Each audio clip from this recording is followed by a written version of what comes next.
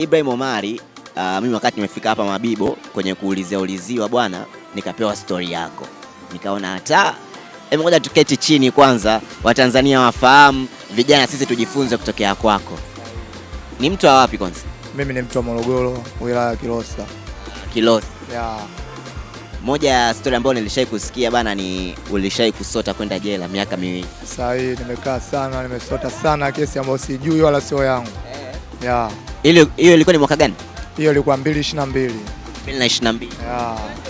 Ulikuwa na miaka mingapi kipindi? Hapo nilikuwa na miaka 20. 20. Yeah. Bado mdogo. Bado mdogo sana. Ilikuwaje?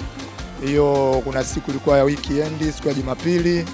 Nilikuwa na mwenzangu tulienda kulewa sana, baada ya kulewa wakati kurudi, tukafika njiani, tukakutana na gari aina ya Lava 4, ndugu yangu akanishawishi, akaniambia tuibe.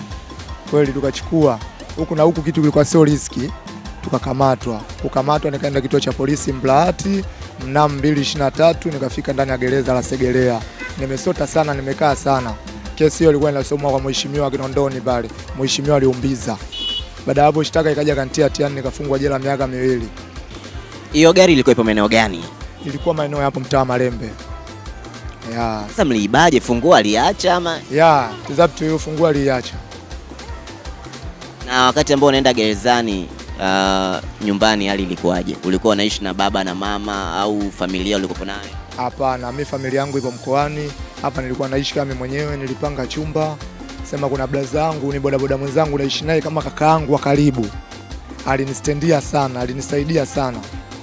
Mpaka nimefika hapo kesi yangu mimi kuachiliwa. Mimi nilikuwa sina familia wala